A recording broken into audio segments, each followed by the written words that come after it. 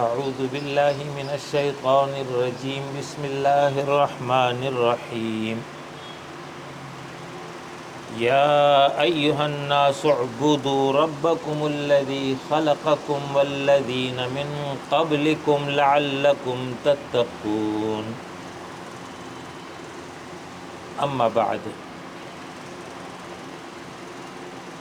اللہ رب العالمین نے یہ عظیم الشان کائنات بنائی،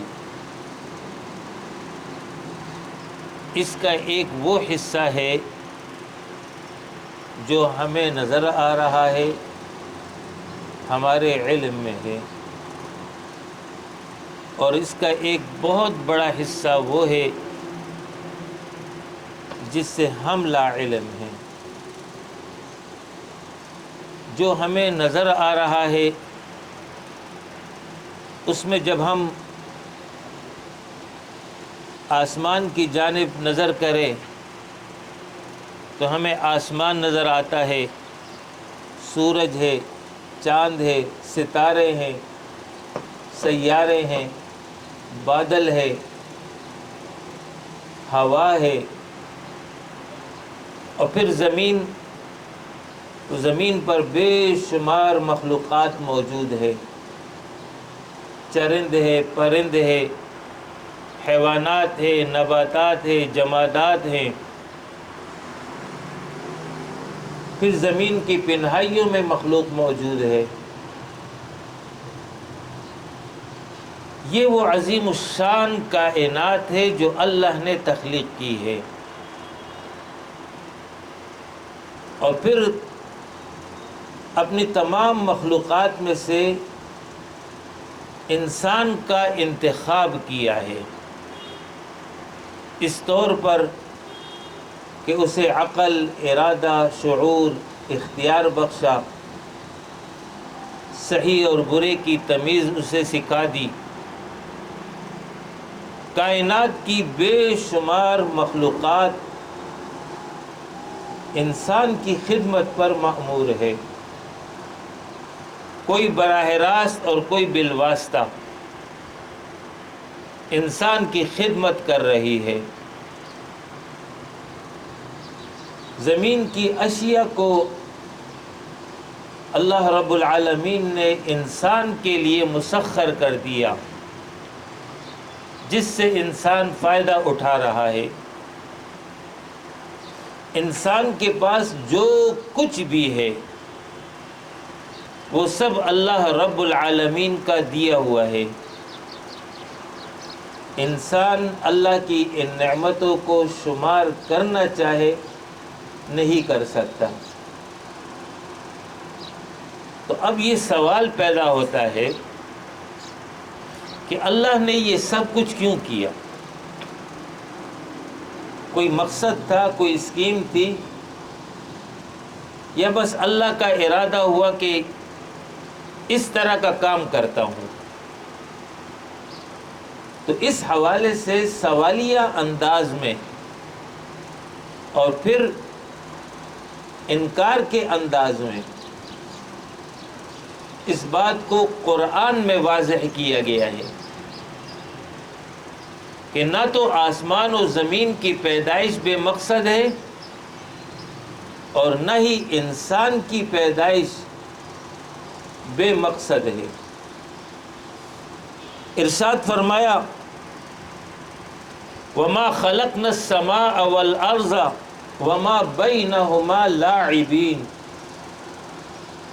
کہ ہم نے آسمان اور زمین کو کھیل کے طور پر نہیں بنایا، کہ ہم نے ارادہ کر لیا کہ کوئی کھیل کے طور پر یہ کام کرتے ہیں۔ جیسے چھوٹے بچے ہوتے ہیں، وہ اپنے کھیل کے طور پر گھر بناتے ہیں، مختلف چیزیں بناتے ہیں، کچھ دیر مشغول رہتے ہیں، پھر توڑ پھوڑ کر نکل جاتے ہیں۔ تو اللہ نے فرمایا کہ میں نے یہ کوئی کھیل تماشے کے طور پر نہیں بنایا ہے۔ دوسری آیت میں فرمایا وَمَا خَلَقْنَا السَّمَاءَ وَالْأَرْضَ وَمَا بَيْنَهُمَا بَاطِلًا، ہم نے آسمان اور زمین کو اور جو اس کے درمیان ہے بیکار اور بے مقصد نہیں بنایا۔ ذالک ظن الذین کفروا، یہ تو گمان ہے ان لوگوں کا جو کافر ہیں۔ ہم دنیا میں کسی عام انسان کے بارے میں یہ خیال و تصور نہیں کر سکتے کہ وہ بے مقصد دنیا میں کوئی عمارت بنا لے، کوئی مارکیٹ بنا لے، کوئی اور چیز بنا لے اور اس کے بعد اس سے لا تعلق ہو جائے۔ ہمارے تو وہم و گمان میں بھی یہ بات نہیں آتی ہے۔ نہ آج تک ہم نے کسی سے سنا ہے، نہ دیکھا ہے کہ فلاں مقام پر ایک شخص ایسا تھا، اس نے زمین خریدی، اس پر ایک عالی شان عمارت بنا لی، جب عمارت تعمیر ہو گئی اس نے اس کو چھوڑ کر کسی اور کام پہ لگ گیا، دکان خریدی، سامان ڈالا، دکان تیار ہو گئی، اب وہ اس سے لا تعلق ہو گیا۔ جب ہم ایک عام انسان کے بارے میں یہ خیال نہیں کر سکتے کہ ایسا کام وہ کرے، تو اتنا عظیم رب اتنی بڑی کائنات بنائے اور پھر اس کائنات سے لا تعلق ہو جائے، اس کائنات کا کوئی مقصد ہی نہ ہو، تو فرمائے ذالک ظن الذین کفروا، یہ تو ان لوگوں کا گمان ہے جو کافر ہیں، جو اللہ کو نہیں مانتے ہیں، جن کے نظر میں یہی دنیا حقیقی زندگی ہے، بس جانور کی طرح کی زندگی ہے، صبح اٹھتے ہیں، دن بھر دنیا میں مشغول رہتے ہیں، رات کو بستر پر پھر سو جاتے ہیں، اگلے دن پھر وہی روٹین کی عادت ہے، صبح ہوئی شام ہوئی، یوں ہی زندگی تمام ہوئی۔ فرمایا اللہ رب العالمین نے اسے باطل بے مقصد نہیں بنایا۔ دوسری آیت میں فرمایا وَمَا خَلَقْنَا السَّمَاوَاتِ وَالْأَرْضَ وَمَا بَيْنَهُمَا إِلَّا بِالْحَقِّ وَإِنَّ السَّاعَةَ لَآتِيَةٌ، کہ ہم نے آسمان اور زمین کو بالحق پیدا کیا ہے۔ بالحق سے مراد بالحکمت، اللہ کی ایک حکمت ہے، اللہ کی ایک اسکیم ہے، اس کے تحت اس کائنات کو وجود بخشا،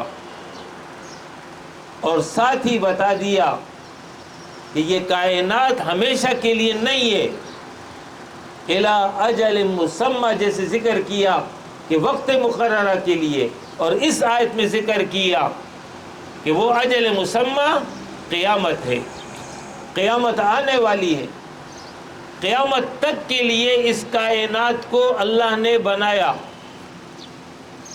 وہ حکمت کیا ہے؟ کس لیے اللہ رب العالمین نے اس کائنات کو بنایا؟ تو اس کے بارے میں ارشاد فرمایا کہ وَلِلَّهِ مَا فِي السَّمَاوَاتِ وَمَا فِي الْأَرْضِ، اللہ ہی کا ہے وہ سب کچھ جو آسمانوں میں ہے اور وہ سب کچھ جو زمین میں ہے۔ خالق وہ ہے، مالک وہ ہے، حاکم وہ ہے، مدبر، منتظم، کارساز اس کائنات کا وہی ہے۔ اب اصل بات کی طرف اللہ آ رہا ہے، یہ کیوں بنایا؟ لِيَجْزِيَ الَّذِينَ أَسَاءُوا، تاکہ بدلہ دے ان لوگوں کو جنہوں نے برائی کی، وَيَجْزِيَ الَّذِينَ أَحْسَنُوا بِالْحُسْنَى، اور اچھا بدلہ دے ان کو جنہوں نے دنیا میں نیکی کے کام کیے۔ یہ ہے وہ مقصد کہ جو برائی کرے گا وہ برائی کی کمائی حاصل کرے گا، اس کو اس کی سزا مل کر رہے گی، اور جو نیکی کے کام کرے گا اس کو اس کی نیکی کا بدلہ اللہ عطا کرے گا۔ ضمناً ان نیک لوگوں کی صفت بیان کی، الذین یجتنبون کبائر الاثم، یہ نیک لوگ وہ ہیں جو بڑے گناہوں سے بچتے ہیں، والفواحش، اور بے حیائی کے کاموں سے بچتے ہیں، الا اللمم، ہاں صغیرہ گناہ، چھوٹے گناہ انسان ہونے کے ناطے، بشر ہونے کے ناطے ان سے سرزد ہو جاتی ہیں، لیکن اس کا اللہ نے وعدہ کیا ہے کہ اگر بڑے گناہوں سے تم بچو گے تو چھوٹے گناہ ہم معاف کر دیں گے۔ یہ ہے اللہ رب العالمین کے پیش نظر۔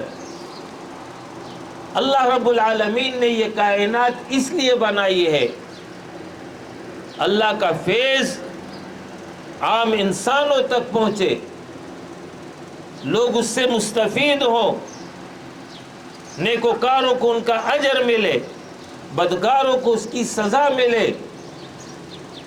انسان کے حوالے سے فرمایا افحسبتم انما خلقناکم عبثا وانکم الینا لا ترجعون، اے انسانوں تمہارا یہ گمان ہے میں نے تمہیں بے مقصد پیدا کیا، جو چاہو کرو، جیسے چاہو زندگی بسر کرو، تمہاری کوئی ذمہ داری نہیں، تمہاری کوئی ڈیوٹی نہیں، تمہارا دنیا میں آنے کا کوئی مقصد نہیں۔ وَأَنَّكُمْ إِلَيْنَا لَا تُرْجَعُونَ، اور مرنے کے بعد تم فنا ہو جاؤ گے، ختم ہو جاؤ گے، لوٹ کر پلٹ کر واپس میری طرف نہیں آؤ گے۔ تو اگر کسی کا یہ گمان ہے تو فرمایا کہ فَتَعَالَ اللَّهُ الْمَلِكُ الْحَقِّ، اللہ بلند اور بالا حقیقی بادشاہ ہے، وہ لا یعنی کام نہیں کرتا ہے۔ تو انسان کو کیوں پیدا کیا؟ انسان سے کیا مطلوب ہے؟ تو اس کا جواب دیا ہے سورہ الزاریات اور سورہ البقرہ میں۔ سورہ زاریات میں ارشاد فرمایا کہ وَمَا خَلَقْتُ الْجِنَّ وَالْإِنسَ إِلَّا لِيَعْبُدُونَ، انسان کی تخلیق کا مقصد یہ ہے کہ یہ اللہ کی عبادت کرے گا۔ اور سورہ بقرہ میں مقصد یہ بتایا کہ انی جاعل فی الارض خلیفہ، انسان زمین پر اللہ کا خلیفہ ہے۔ یہ ہے وہ دو بنیادی مقاصد جس کے لیے انسان کی تخلیق کی گئی ہے۔ عبادت کا مفہوم یہ ہے کہ جس قول سے اور جس عمل سے اللہ راضی ہو اور جو اللہ کو پسند ہو اس کو کرنا، یہ اللہ کی عبادت ہے۔ یعنی اللہ کی رضا اور اس کے پسند کے مطابق قول، عمل، عقیدہ، اخلاق اختیار کرنا، یہ ہے اللہ کی عبادت۔ اور خلافت کہتے ہیں کہ اللہ رب العالمین نے جو صلاحیت، کمال، ہنر، قابلیت بخشی ہے اس کو استعمال کرتے ہوئے اللہ کی رضا اور پسند کے مطابق دنیا کا نظام اور قانون بنانا اور چلانا۔ جہاں پر اس کا اختیار ہے اس اختیار کے مطابق یہ کام وہ کرے گا۔ تو عبادت کا تعلق اپنی ذات سے ہے، خلافت کا تعلق باہر کی دنیا سے ہے۔ یہ جو 24 گھنٹے کی زندگی اور 365 کا سال اور عمر بھر کی زندگی، ان سب میں یہی مطلوب ہے کہ انسان اللہ کا وفادار، مخلص، تابعدار بن کر کے رہے گا، اسی کی رضا اور اسی کی پسند کو ترجیح دے گا۔ یہ ہے اللہ کی عبادت، یہ اللہ کو تمام زندگی میں مطلوب ہے، ہر دائرے میں مطلوب ہے۔ اور خلافت یہ ہے کہ اس حوالے سے جہاں جہاں اس کا اختیار ہے اس دائرہ اختیار میں وہ یہ ذمہ داری ادا کرے گا کہ اللہ کی رضا اور اس کے پسند کے مطابق لوگ عمل کریں، اس حوالے سے پہلا دائرہ انسان کا اپنا گھر آتا ہے. گھر پر اسی کی حکومت ہے، اسی کا قانون چلتا ہے، لہذا اس کی بیوی اور بچے اور گھر کے ماحول پر اللہ کے حکم کو نافذ کرنا، اللہ کے قانون کے مطابق ان کو چلانا، یہ اس کی ذمہ داری ہے. یہ کام اللہ تو نہیں کرے گا، انسان کی ذمہ داری ہے. یہ پہلا دائرہ ہے.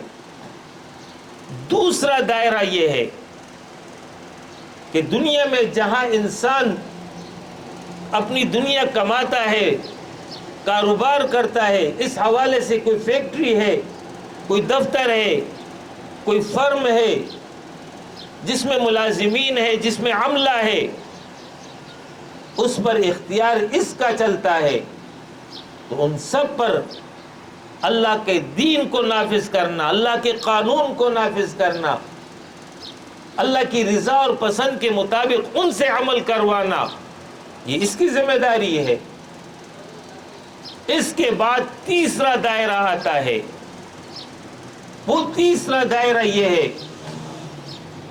کہ کسی معاشرے میں اگر اس کو کوئی حیثیت حاصل ہے، معاشرے میں اس کو کوئی مقام و درجہ ملا ہوا ہے، مثال کے طور پر کوئی برادری ہے، کوئی قوم ہے، اس کا وہ سربراہ ہے یا علاقے کا چیئرمین ہے، کونسلر ہے، ایم پی ہے، ایم این اے ہے، وزیر ہے، صاحب حیثیت ہے، لوگ اس کی بات کو ترجیح دیتے ہیں.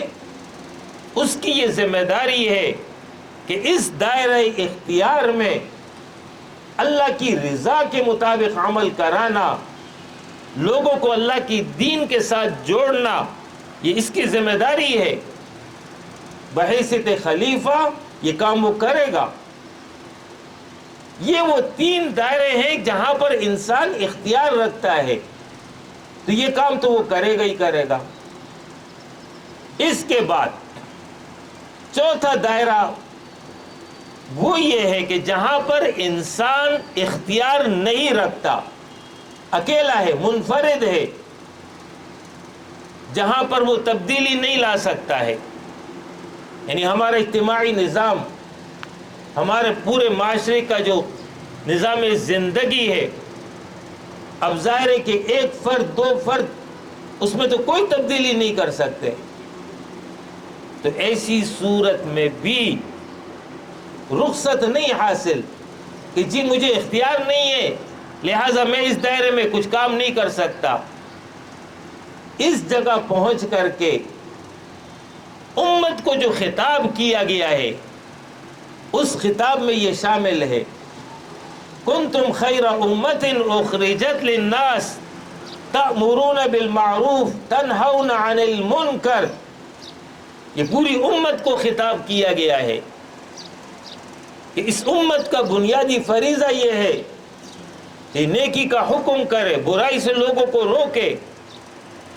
لہذا اس کی یہ ذمہ داری ہے کہ اس معاشرے کے اندر اگر پہلے سے کوئی نیک اجتماعیت موجود ہے تو اس نیک اجتماعیت کا حصہ بنے گا، اس کی قوت کے ساتھ اپنی قوت ملائے گا، اور وہ امت والا کام اس اجتماعیت کے ذریعے کرے گا جتنا اس کو استطاعت ہے. لا یکلف اللہ نفسا الا وسعها، جتنی استطاعت ہے اس کے مطابق یہ ذمہ داری اٹھائے گا.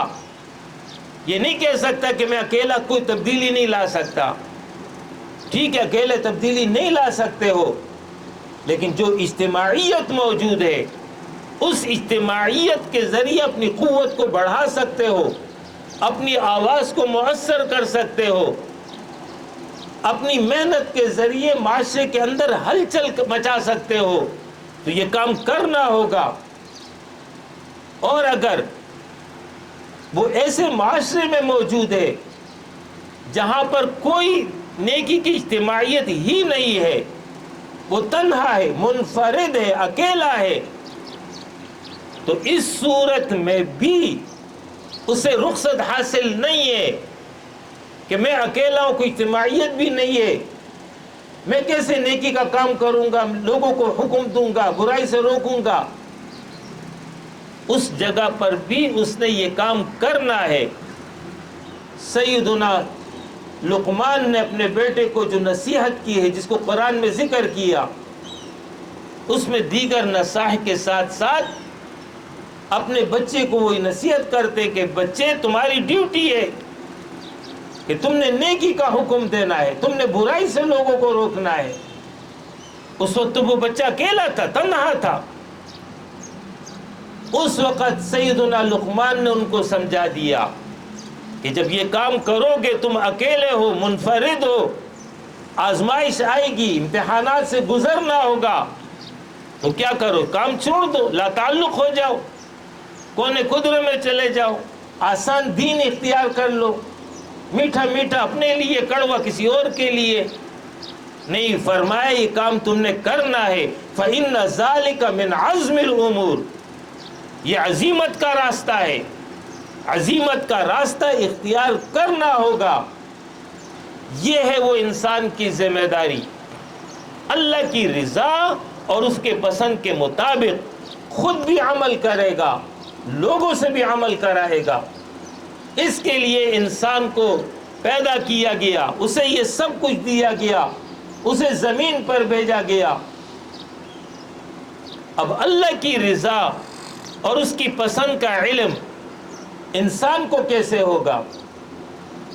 اس غرض کے لیے اللہ رب العالمین نے سیدنا آدم علیہ السلام کو تو براہ راست یہ علم دیا تھا، علم الشرعیہ، علم الاحکام، جب زمین پر روانہ کر رہے تھے یہ ان کو دیا تھا، اور ساتھ ہی یہ بتا دیا تھا اہبطوا منہا جمیعا فإما یأتینکم منی ہدی فمن تبع ہدایا فلا خوف علیہم ولا هم یحزنون۔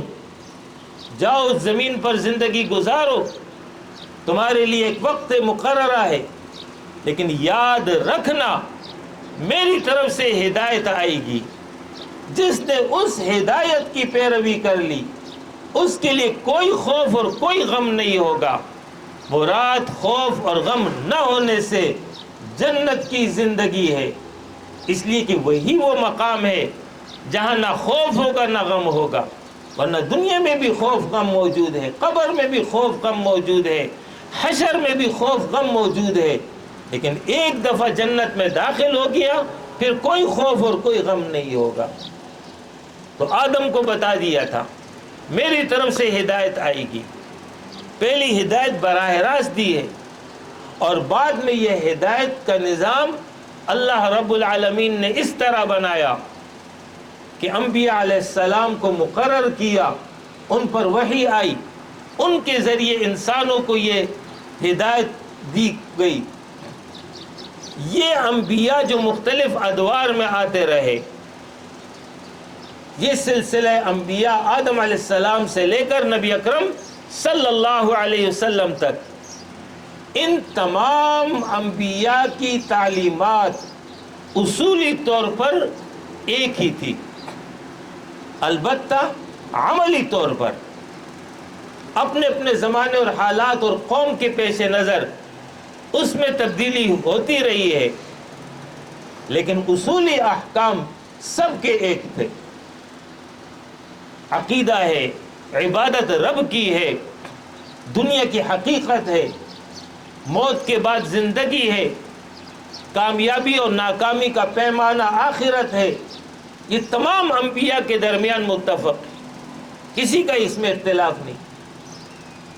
ان تمام تعلیمات کو جامع اور مکمل شکل میں نبی اکرم صلی اللہ علیہ وسلم کے ذریعے انسانوں کو دی گئی۔ اب یہ وہ تعلیمات ہیں جو قرآن اور حدیث کی صورت میں آج ہمارے سامنے موجود ہے، یہ ہے وہ ہدایات ربانی۔ اس کے مطابق انسان خود عمل کرے گا، اس کے مطابق عمل کرائے گا، تب تو اخروی زندگی میں وہ کامیاب ہوگا، اور اگر اس کے مطابق عمل نہیں کرے گا اور عمل نہیں کروائے گا تو پھر اخروی زندگی میں وہ ناکام ہوگا۔ یہ دین اسلام، اس کا خلاصہ یہ ہے کہ فرد کے حوالے سے نمبر 1 عقائد، نمبر 2 عبادات، نمبر 3 معاملات، نمبر 4 اخلاقیات۔ یہ 4 اس میں جو ہے فرض سے متعلق تمام احکامات موجود ہیں۔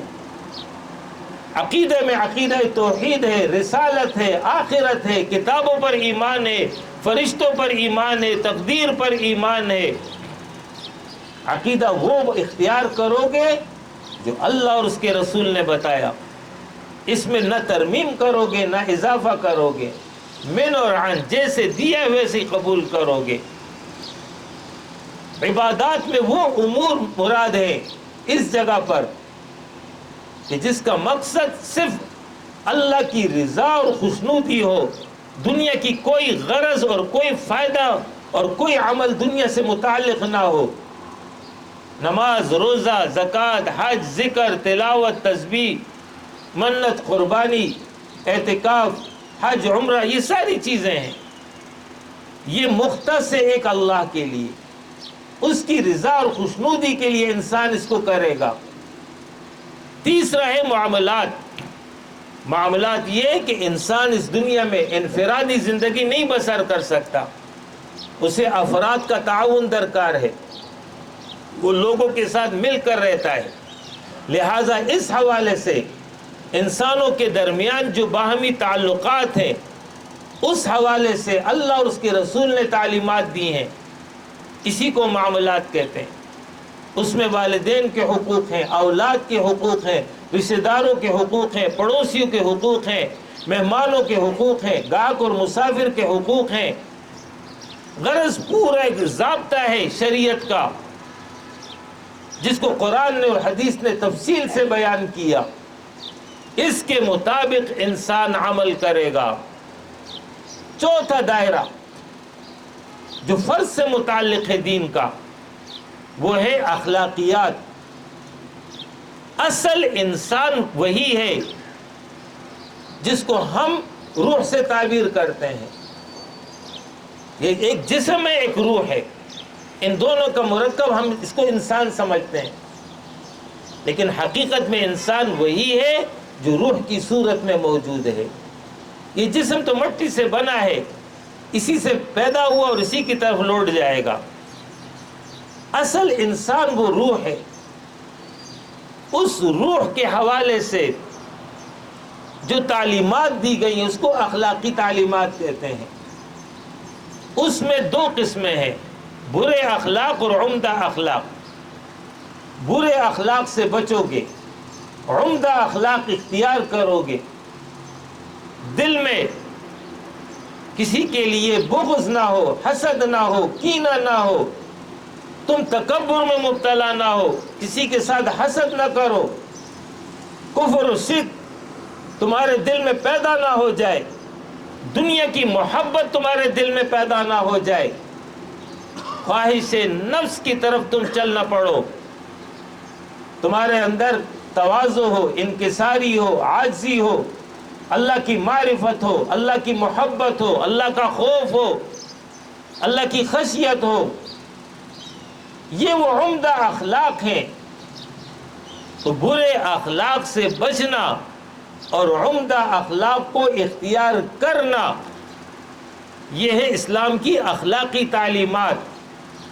تو فرد کو ان 4 چیزوں کو پورا کرنا ہے، اس کا عقیدہ بھی درست ہو، اس کی عبادت بھی اللہ کی رضا کے لیے ہو، اس کے معاملات بھی اللہ اور اس کے رسول کے بتائے ہوئے طریقے کے مطابق ہو، اس کا باطن بھی صحیح سالم ہو۔ اس کے بعد جس معاشرے میں وہ رہتا ہے، اس معاشرے سے متعلق اجتماعی احکام قرآن و حدیث میں دیے گئے۔ اسلام کا اجتماعی نظام، معاشرتی نظام، سیاسی نظام، عدالتی نظام، سماجی نظام، ان سب سے متعلق تعلیمات دی گئی ہیں۔ پھر انسانی معاشرے میں اچھے اور برے لوگ ہوتے ہیں، معاشرے میں خیر کو ابھارنا، برائی کو مٹانا، اس غرض کے لیے جہاں ترغیب ہے، جہاں ترہیب ہے، جہاں تعلیم ہے، جہاں تزکیہ ہے، اس کے باوجود بھی اگر معاشرے کے اندر ایسے لوگ موجود ہوں جو برائی کے مرتکب ہو رہے ہوں تو پھر ان کو قوت کے ذریعے، طاقت کے ذریعے ان کو روکا جائے، ان کا انسداد کیا جائے، اور اس معاملے میں اگر بگاڑ زیادہ آ جائے تو پھر باقاعدہ سزائیں متعین کی گئی ہیں، چور کی سزا، قتل کی سزا، ڈاکی کی سزا، زنا کی سزا، تاکہ معاشرہ پرامن رہے، پرسکون رہے، معاشرے سے برائیاں ختم ہو۔ اس سے متعلق دین اسلام میں تعلیمات دی گئی ہیں۔ غرض انسانی زندگی سے متعلق مکمل تعلیمات دین اسلام کی صورت میں دی گئی ہیں۔ یہ ہے اللہ کی رضا اور اللہ کی پسند۔ اس کے مطابق انسان نے خود بھی عمل کرنا ہے، اس کے مطابق اپنے گھر کا نظام چلانا ہے، اس کے مطابق اس نے کاروبار کرنا ہے، اس کے مطابق اس نے معاشرے کا نظام چلانا ہے۔ یہ ہے وہ بنیادی ذمہ داری اس انسان کی۔ لہذا اس غرض کے لیے انسان دنیا میں آیا ہے، اور اسی کو اللہ رب العالمین نے انسان کے لیے ذریعہ امتحان بنایا ہے کہ کون یہ کرتا اور کون ہے جو یہ کام نہیں کرتا۔ الذی خلق الموت والحیات لیبلوکم ایکم احسن عملا، اس نے موت اور زندگی کا یہ نظام بنایا، وہ تمہارا امتحان لے رہا ہے کہ تم میں کون بہتر ہے عمل کے اعتبار سے۔ لہذا عمل کے اعتبار سے وہی شخص بہتر ہے جو اللہ کا وفادار، تابعدار اور مخلص ہو، اور جو اللہ کا وفادار نہیں ہو تو یہ عمل کے اعتبار سے برا ہے۔ اس کو اللہ رب العالمین نے ذریعہ امتحان انسان کے لیے بنا دیا۔ اب اس کے لیے انسان کے پاس 40 سال کی زندگی ہے، 60 سال کی زندگی ہے، 90 اور 100 سال کی زندگی ہے، لیکن ہے محدود زندگی، ہمیشہ کی کسی کو حاصل نہیں ہے۔ جو شخص اس دنیا میں آیا ہے اس نے اس دنیا سے جانا ہے۔ اب یہ جو عرصہ حیات ہے یہ اس کا عرصہ امتحان ہے۔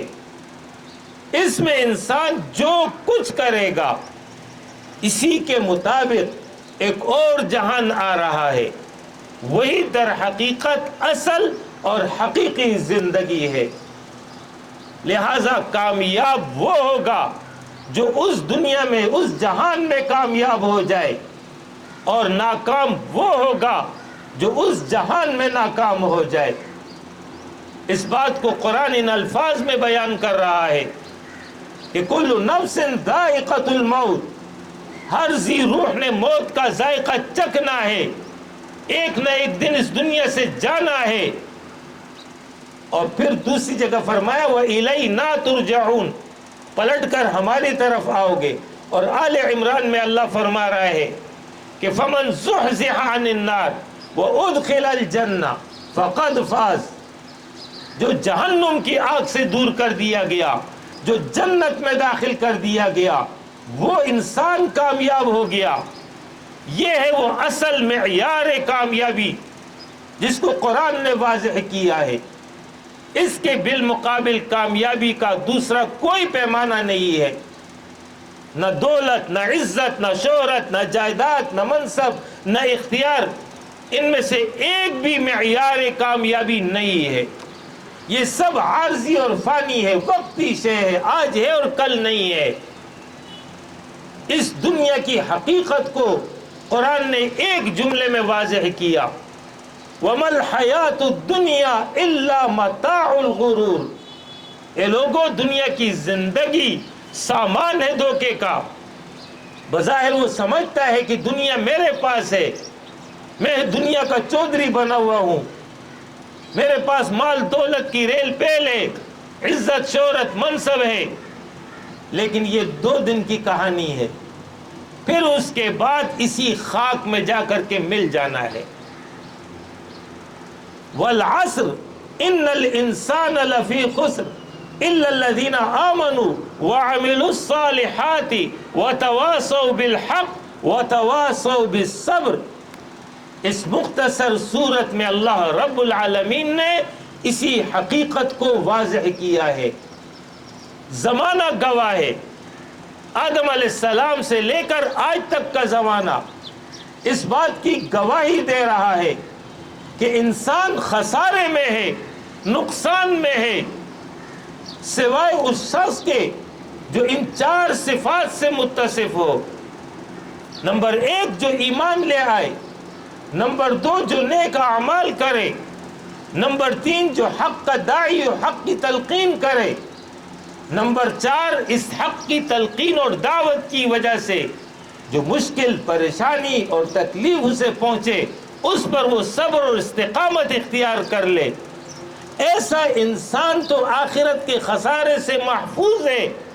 لیکن جو ان 4 صفات سے متصف نہیں ہے، قرآن کا اعلان یہ ہے کہ زمانہ اس بات کی گواہی دے رہا ہے کہ ایسا انسان خسارے میں ہے، اگرچہ وہ دنیا کا حکمران ہی کیوں نہ ہو، اگرچہ اس کے پاس مال اور دولت کی ریل پیل ہی کیوں نہ ہو، اگرچہ وہ عزت اور شہرت کیوں نہ رکھتا ہو، اگرچہ وہ دنیا میں کوئی اختیار ہی کیوں نہ رکھتا ہو، قرآن کا اعلان یہ ہے کہ یہ ناکام ترین انسان ہے۔ آدم اور ابلیس کے واقعے میں بھی یہ بات موجود ہے، سیدنا ابراہیم علیہ السلام اور نمرود کے واقعے میں بھی یہ بات موجود ہے، سیدنا موسیٰ علیہ السلام اور فرعون کے واقعے میں بھی یہ بات موجود ہے، نبی اکرم صلی اللہ علیہ وسلم اور ابو جہل کے واقعے میں بھی یہ بات موجود ہے۔ جو حق پر قائم رہا، جس نے حق کے مطابق زندگی گزار لی، وہی انسان کامیاب رہا، اور جو اس پر نہیں آیا، اگرچہ مال اور دولت، عزت اور شہرت سب کچھ اسے دنیا میں مل گیا، لیکن قرآن کا اعلان یہ ہے کہ یہ ناکام ترین انسان ہے۔ لہذا دنیا کی حقیقت واضح کی، وَمَا الْحَيَاةُ الدُّنْيَا إِلَّا مَتَاعُ الْغُرُورِ۔ اے لوگو، دنیا کی زندگی سامان ہے دھوکے کا، یہاں کی رنگینیوں سے متاثر مت ہونا، یہ فانی اور عارضی شے ہے، یہ دھوکہ دینے والی شے ہے، کہیں اس کی وجہ سے اپنی آخرت اور عاقبت کو خراب نہ کر دینا۔ لیکن انسان ہے جو ظاہر بین ہے، اور ظاہر بین ہونے کی بنا پر وہ نتائج اخذ کرتا ہے اور اس کے مطابق عمل کرتا ہے، لیکن پھر جب حقیقت اس کے سامنے آتی ہے تو پھر افسوس کرتا ہے، لیکن اس افسوس کا کوئی فائدہ انسان کو نہیں ملتا۔ سورہ نور میں اللہ رب العالمین نے فرمایا ہے کہ دنیا دار انسان اس دنیا کے پیچھے اس طرح گم اور مگن ہے جیسا وہ پیاسا جس کو تپتی دھوپ میں، تپتی ریت پر دھوپ جب لگتی ہے تو دور سے یوں محسوس ہوتا ہے کہ شاید یہ پانی ہے، جس کو عربی میں سراب کہتے ہیں، اور اس پانی کی تلاش میں وہ جب وہاں پہنچتا ہے تو وہاں دیکھتا ہے کہ وہاں تو ریت کے ذرات ہیں، پانی تو نہیں ہے۔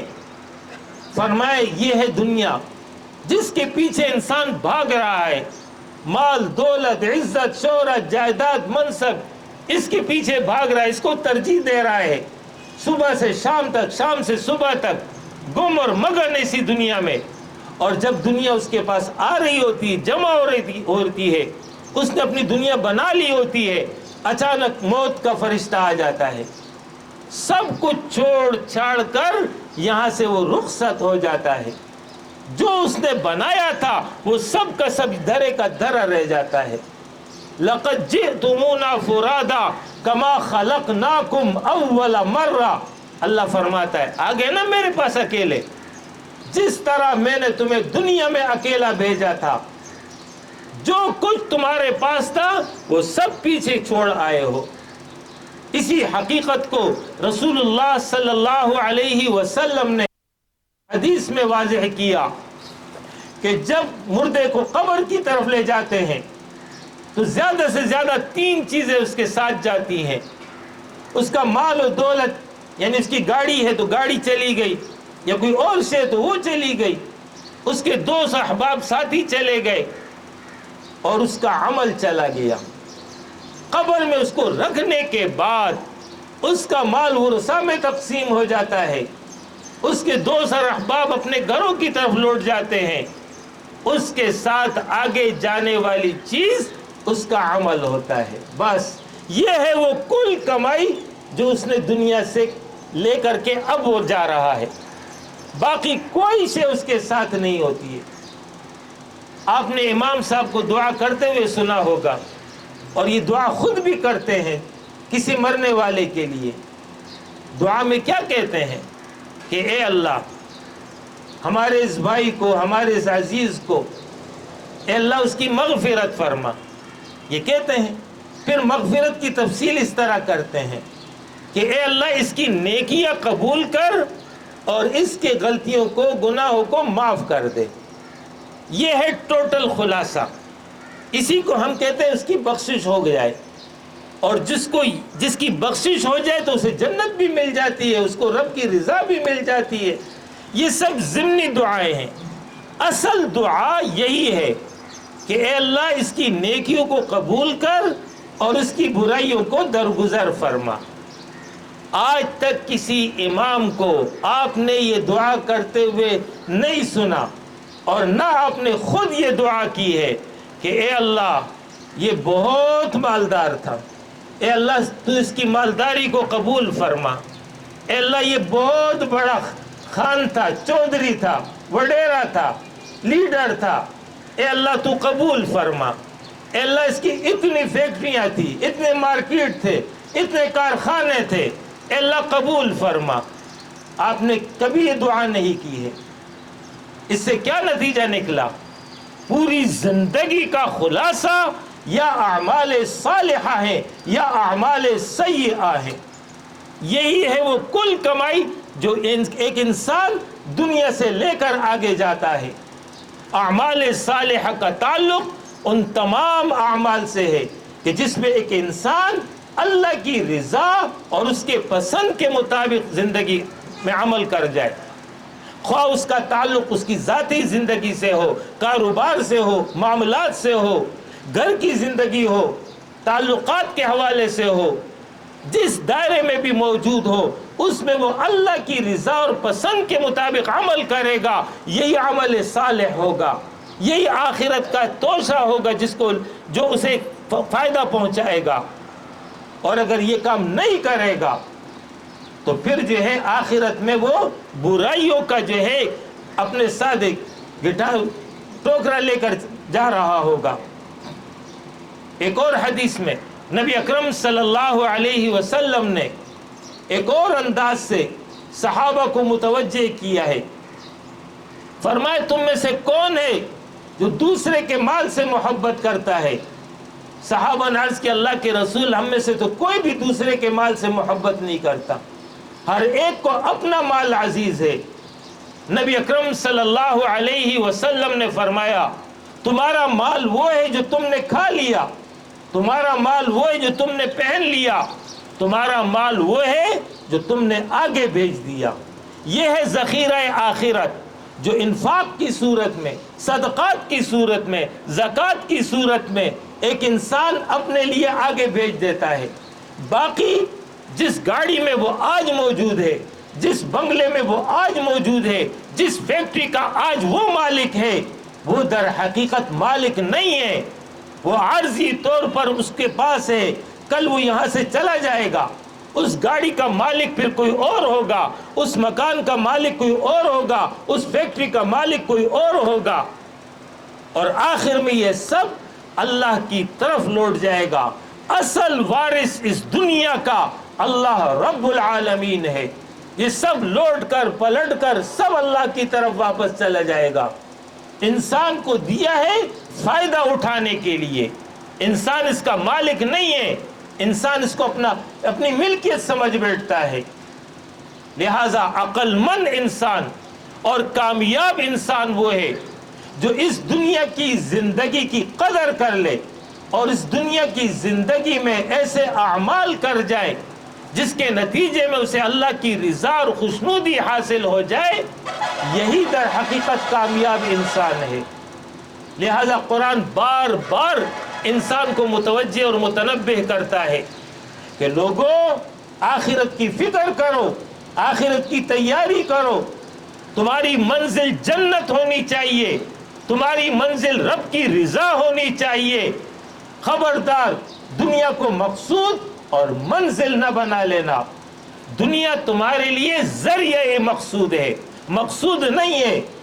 مقصود جنت ہے، دنیا اس کا ذریعہ ہے۔ ذریعے کو ذریعے کی حد تک رکھو گے، ذریعے کو مقصود نہیں بناؤ گے۔ اس کی مثال آپ کو دے دوں، اگر آپ نے ٹاور جانا ہے تو ٹاور تک ذریعہ گاڑی ہے۔ اب گاڑی کی کئی شکلیں اور صورتیں ہو سکتی ہیں۔ پہلی صورت آپ کے پاس سائیکل ہے، تو اگر آپ نے سائیکل پر اکتفا کیا اور روانہ ہو گئے تو بالآخر اپنی منزل پر پہنچ ہی جائیں گے۔ راستے میں دوسری گاڑی مل گئی، تیسری گاڑی مل گئی تو ٹھیک ہے۔ لیکن اگر آپ نے سائیکل لے لی اور سائیکل کے بنانے میں لگ گئے، اس کو خوبصورت کر رہے ہیں، اس کو سجاوٹ میں لگے ہوئے ہیں، پھر کچھ وقت گزرا، اس سائیکل کو چھوڑ دیا، موٹر سائیکل پکڑ لی، اس کی خوبصورتی میں لگ گئے، پھر اس کو چھوڑ دیا، کار لے لی، پھر کار کی خوبصورتی میں، بناوٹ میں، سجاوٹ میں، اس میں لگ گئے، پھر اس کار کو چھوڑ دیا، بڑی گاڑی لے لی، پھر اس سے بڑی گاڑی لے لی، پھر اس سے بڑی گاڑی لے لی۔ اسی میں جو ٹائم آپ کے پاس تک، اس ٹائم میں آپ نے ٹاور تک پہنچنا تھا، وہ سارا آپ نے گاڑی کے سجانے میں، لینے میں لگا دیا، تو آپ اپنی منزل تک تو نہیں پہنچ پائیں گے۔ ہاں، دنیا میں رہو، دنیا کماؤ، دنیا حاصل کرو، لیکن دنیا کو مقصود نہ بناؤ، دنیا کو منزل نہ بناؤ، دنیا کو ذریعہ بناؤ۔ اس ذریعے سے اللہ تک پہنچو، اس ذریعے سے جنت تک پہنچو۔ یہ ہے انسان کا امتحان کہ آیا یہ دنیا کا بندہ بنتا ہے، دنیا کی محبت میں مبتلا ہوتا ہے، دنیا کو ترجیح دیتا ہے، خواہش نفس کی پیروی کرتا ہے، شیطان کی راہوں پہ چلتا ہے، یا ان تمام کے درمیان رہتے ہوئے میری رضا اور میری جنت حاصل کرنے کی سعی اور کوشش کرتا ہے۔ یہ ہے اصل امتحان اس کا۔ لہذا کامیاب انسان وہی ہے جو دنیا میں اس طرح کی زندگی گزار لے کہ جس کے نتیجے میں اس کی آخرت اور عاقبت بن جائے، اور ناکام انسان وہ ہے جو آخرت سے غافل ہو کر کے اس دنیا کو حقیقی زندگی سمجھ کر کے اس کا اسیر ہو جائے، ورنہ آخرت میں سوائے افسوس اور سوائے ندامت کے حاصل نہ ہوگا۔ اس بات کو قرآن نے ایک اور انداز میں بیان کیا، حتی اذا جاء احدهم الموت قال رب ارجعون لعلی اعمل صالحا فيما ترکت قال کلا بل هي کلمة وهو قائلها ومن ورائهم برزخ الى یوم یبعثون۔ ارشاد فرمایا یہ کافر، یہ منافق، یہ دنیا دار، یہ اپنی دنیا میں گم اور مگن رہیں گے، اسی طریقے سے اس دنیا کو ترجیح دیے رکھیں گے، اسلام دشمنی کرتے رہیں گے۔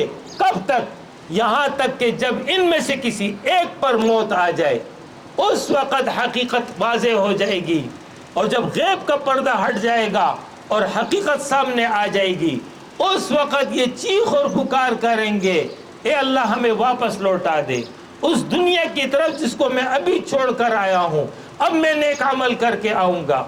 اللہ فرمائے گا ہرگز نہیں، یہ تو ایک بات ہے جو وہ کہہ رہا ہے، امتحان ایک دفعہ ہے، واپسی کا دروازہ بند، اب تو آگے قبر کی زندگی ہے، دوبارہ اٹھائے جانے تک اس کو قبر میں رہنا پڑے گا، اور جب سور پھونک دیا جائے گا، اللہ فرما رہا ہے لوگوں کے درمیان نسب نہیں رہے گا۔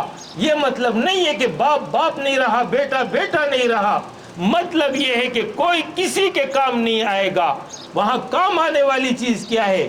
ارشاد فرمایا فمن ثقلت موازینہ، جس کا پلڑا اس دن بھاری ہو گیا، فاولئک هم المفلحون، یہ کامیاب ہے۔ ومن خفت موازینہ، اور جس کا پلڑا اس دن ہلکا ہو گیا، فاولئک الذین خسروا انفسہم، یہ وہ لوگ ہیں جنہوں نے اپنی جانوں کو نقصان و خسارے میں ڈال دیا، فی جہنم خالدون، ہمیشہ کے لیے جہنم میں چلے جائیں گے۔ ان مجرموں سے اللہ مکالمہ کرے گا، کم لبثتم فی الارض عدد سنین، بتاؤ تو صحیح تم دنیا میں کتنا عرصہ رہے ہو، 60 سال، 70 سال، 90 سال، 100 سال؟ آخرت کی زندگی کو جب وہ دیکھیں گے تو آخرت کی زندگی کے بالمقابل دنیا کی زندگی انہیں کیا نظر آئے گی؟ وہ یہ کہیں گے لبثنا یوما او بعض یوم، اے اللہ ہم دنیا میں زیادہ عرصہ نہیں رہے ہیں، صبح کا ایک وقت تھا یا شام کا ایک وقت تھا، دن کا کچھ حصہ تھا، بس ہم گئے اور آئے ہیں۔ ان شمار کرنے والے فرشتوں سے معلوم کر لے۔ اللہ فرمائے گا بات یہی صحیح ہے جو تم اب کہہ رہے ہو، لو انکم کنتم تعلمون، کاش کہ اس بات کو تم دنیا میں سمجھ لیتے، جان لیتے، آج تمہارا یہ انجام نہ ہوتا۔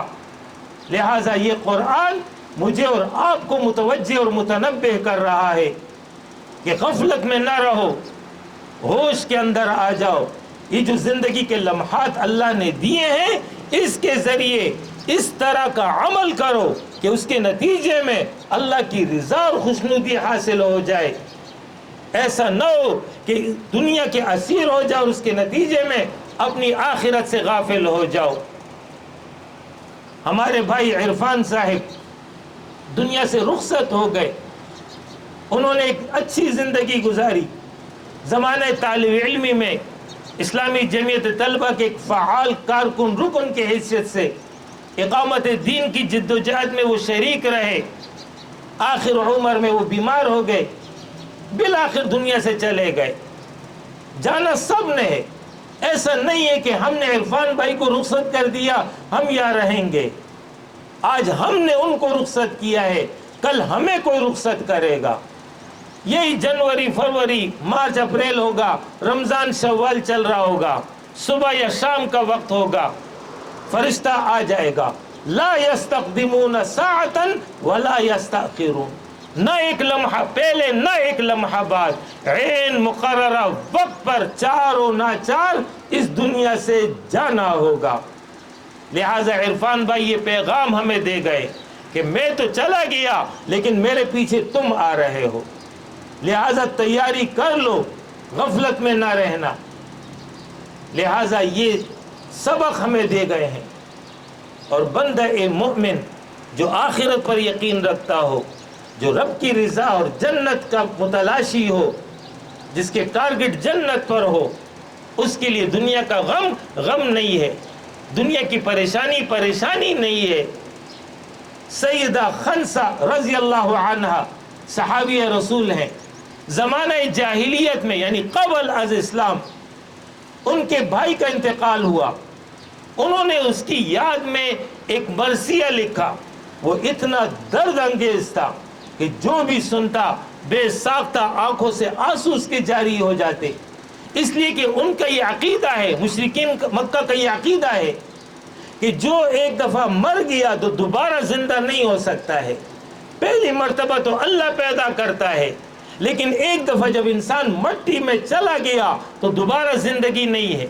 تو اس عقیدے کے مطابق خنسا کو یہ غم تھا کہ میرا بھائی مجھ سے ہمیشہ کے لیے رخصت ہو گیا، تو یہ مرثیہ لکھا، اپنا درد اس کے ذریعے بانٹتی تھی۔ لیکن یہی مسلمان ہوگی، صحابیہ ہو گئی، اب ایمان ہے، اب اللہ پر یقین ہے، اب جنت پر یقین ہے، اب جنت منزل ہے۔ یہی سیدہ خنسا ہے، اس کے 4 بیٹے جنگ قادسیہ میں شہید ہو گئے، 1 نہیں 2 نہیں 4 بیٹے، جوان بیٹے۔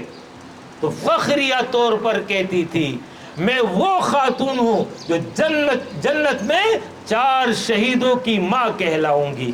اب کوئی غم نہیں ہے، اب کوئی افسوس نہیں ہے، ایک اطمینان ہے، ایک شرح صدر حاصل ہے۔